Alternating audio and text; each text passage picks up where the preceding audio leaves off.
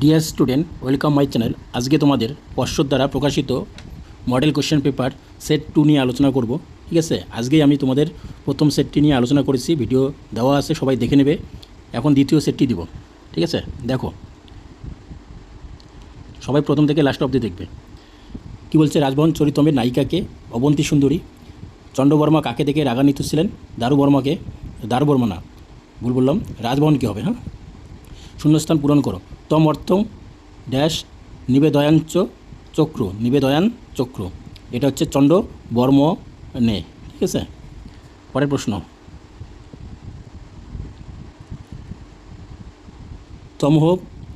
তমপহস্তয়া দত্ত জ্ঞান প্রদীপহ। এখানে তয়া বলতে কাকে বোঝানো হয়েছে? এখানে তয়া বলতে রাজভবনকে বোঝানো হয়েছে। পরের প্রশ্ন, স্তম্ভটা দেখো। মগধরাজ রাজ্যভার পালনকারী, মালবরাজ রাজভবন চরিত্রের নায়ক। এদিকে আছে মানসার রাজভবন চন্দ্রবর্মা রাজহংস। কোনটা হবে? মগধরাজ হচ্ছে রাজহংস, তাই না? সবাই জানো। তবে রাজ্যভার পালনকারী হচ্ছে চন্দ্রবর্মা, মালবরাজ হচ্ছে মানসার, আর রাজভবন চরিত্রের নায়ককে রাজভবন। তাহলে হচ্ছে দেখো একের হচ্ছে ডি। একের ডি কোথায় আছে?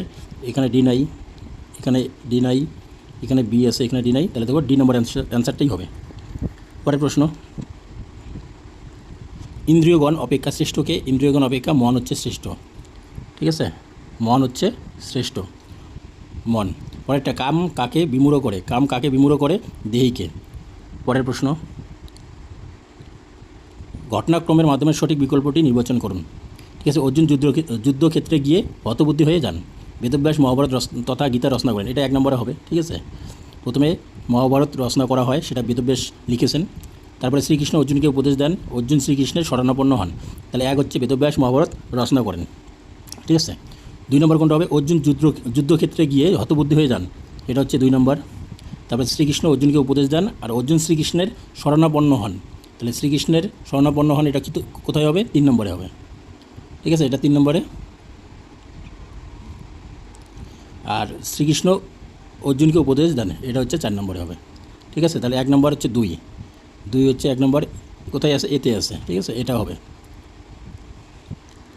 পরের প্রশ্ন, এখানে গণ্ডগোল আছে মনে হয় অপশনটা। ঠিক আছে, আমি যেটা সাজিয়ে দিলাম এটাই হবে কিন্তু। ঠিক আছে, নেক্সট প্রশ্ন দেখো। বিন্দতি শব্দের অর্থ কী? এটা হচ্ছে উপভোগ করা। সন্ধি বিচ্ছেদ করো। লোকস্তৎ অনুবর্ততে। লোক বিসর্গ হবে, দন্তেশ্ব আছে যেহেতু, তার জন্য বিসর্গ হবে লোক। তৎ ত আর দয় হসন্ত হবে, কিন্তু হ্যাঁ, এই হসন্তটা নাই এখানে, দয় হসন্ত হবে। তারপরে অনুবর্ততে, তাহলে সি নম্বরটা হবে। পরের প্রশ্ন, নাটক থেকে। পুষ্প ভজনম মানে ফুলের ডালি, অর্থাৎ এখানে আছে ফুলের সাজে। তারপরে সত্যমিথ্যাটা দেখো। সত্যমিথ্যার মাধ্যমে সঠিক বিকল্পটি চিহ্নিত করো, 12 নম্বরে আছে। ঠিক আছে, এখানে কি কোনটা সত্য কোনটা মিথ্যা? দুর্বাসা শান্ত স্বভাবের ঋষি, এটা মিথ্যা, সবাই জানো।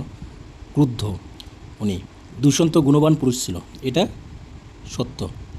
টি শকুন্তলা কোমল হৃদয় নারী। ঠিক আছে, এটা হচ্ছে সত্য। অনসূয়া মিষ্টভাষিনী, এটা হচ্ছে মিথ্যা। তাহলে কোথায় আছে? সি নম্বরে আছে। পরের প্রশ্ন, এটাও ঘটনাক্রম অনুসারে সাজানো।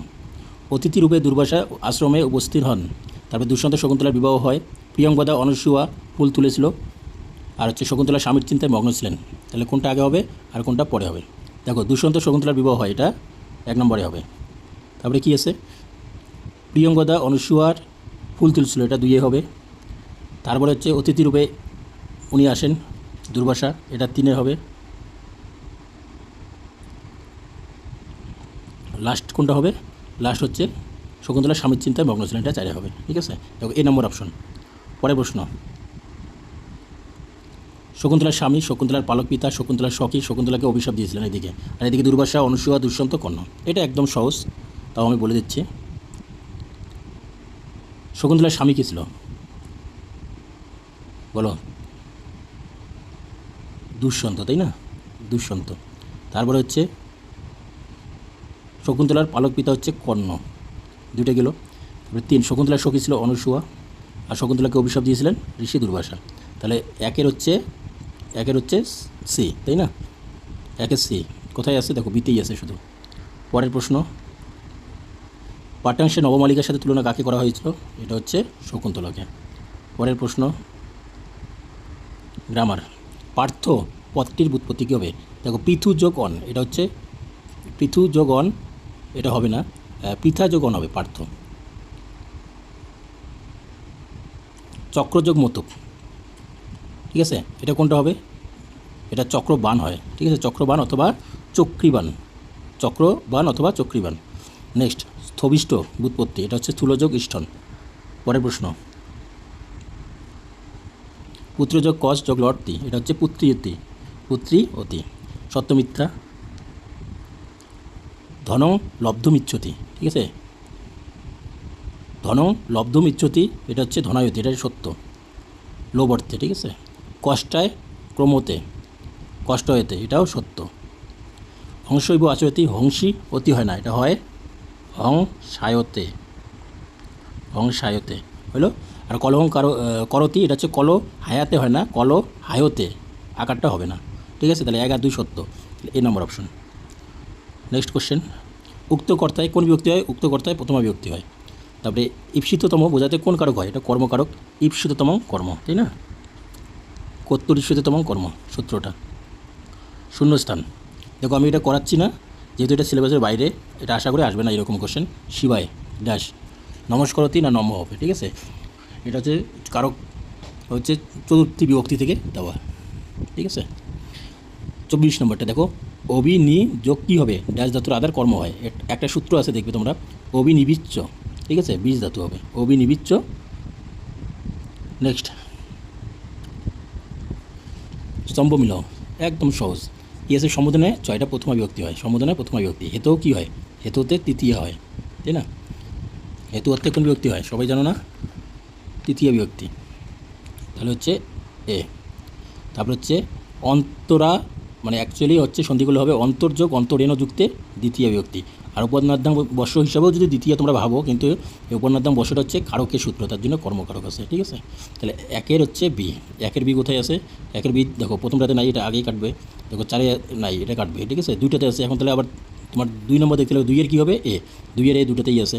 তো 3-এর দেখো, 3-এর হচ্ছে ডি, 3-এর ডি কোথাতে, কোনটাতে আছে? সিতে আছে। নেক্সট, যে যে পদ মিলিত হয়ে সমাস হয় তাদের প্রতিটিকে কি বলে? সমস্যমান পদ, ঠিক আছে। সহরে, হরে সদৃশ্য, সাদৃশ্য অর্থে হবে এটা।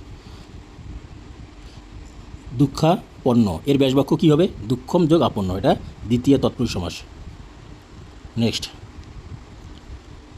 শূন্যস্থান পূরণ করো। ড্যাশ ষণ্ড, দান ষণ্ড, তাহলে এটা কোন বিভক্তি হবে? এটা হচ্ছে দানের ষণ্ড, এটা হচ্ছে সপ্তমী বিভক্তি, সপ্তমী তৎপুরুষ সমাস, ঠিক আছে। নেক্সট কোশ্চেন, স্তম্ভ আছে, গৃহগত, মাতৃসম, রাজপুরুষ আর দানবীর, এটা কোনটা হবে? দেখো 1-এর হচ্ছে বি হবে, গৃহগত, গৃহঙ্গত, মাতৃসম হচ্ছে তৃতীয় তৎপুরুষ, ঠিক আছে।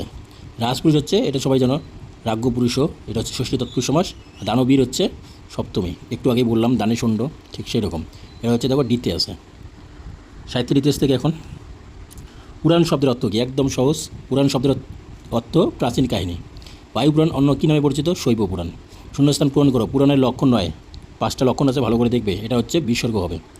পরের প্রশ্ন, রামায়ণ অবলম্বনে ভাস রচিত নাটক কোনটি? এই কোশ্চেনটা খুব ইম্পর্টেন্ট, মানে শুধু এটাই আসবে এরকম কোনো না, যে 13টা নাটক আছে ভাসের, কোন নাটক রামায়ণ থেকে নেওয়া, কোন নাটক হচ্ছে মহাভারত থেকে নেওয়া, এগুলো দেখতে হবে, ঠিক আছে।